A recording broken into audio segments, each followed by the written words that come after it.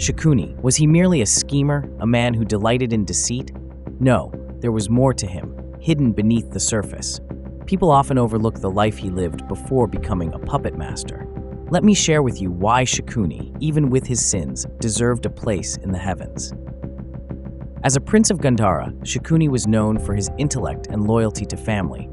In his youth, he was a leader, a man his people admired. He devoted himself to mastering the arts of strategy and diplomacy. People remember him as cunning, but there was a time he stood for justice and fairness in Gandhara, guiding his people with wisdom and compassion. But destiny changed for him. When his sister Gandhari was married to Dhritarashtra, he felt his family was slighted, forced into an alliance that would bring more suffering than peace. Then came a day of unimaginable cruelty.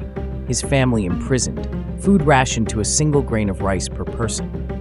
Watching his father and brothers starve changed him. Shakuni's heart hardened, but not without reason. He wanted justice, and for him, justice meant unraveling the dynasty that caused his family such pain. Yes, he turned to deception, and many would call him villainous. But I see a man who became a symbol of fierce loyalty.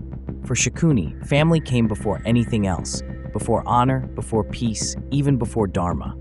It's easy to dismiss him as a traitor, but tell me, is it not noble to sacrifice oneself for those you love? Shakuni was not blind to Duryodhana's flaws. At times, he regretted molding him into a warrior consumed by rage, but his love for his nephew, his sister's child, was absolute. He guided Duryodhana not just out of spite for the Pandavas, but because he believed in giving Duryodhana the strength to fight for his rights. To Shakuni, Duryodhana was the son he could never have. He chose to walk a dark path to empower his family. Few know that on the night before the game of dice, Shakuni sat alone, deep in thought. He understood the devastation this game would bring, not only to the Pandavas, but also to his own soul. Yet, he pressed on, sacrificing his honor for the sake of his vow. Shakuni became a villain in history, but he was also a man bound by duty, bound by a curse he couldn't escape. Shakuni was not free from mistakes, nor from the darkness of his actions. But his dedication, his self-sacrifice, and his commitment to his family were undeniable. He wore his flaws openly, carried the weight of his sins willingly, knowing he would be remembered with contempt.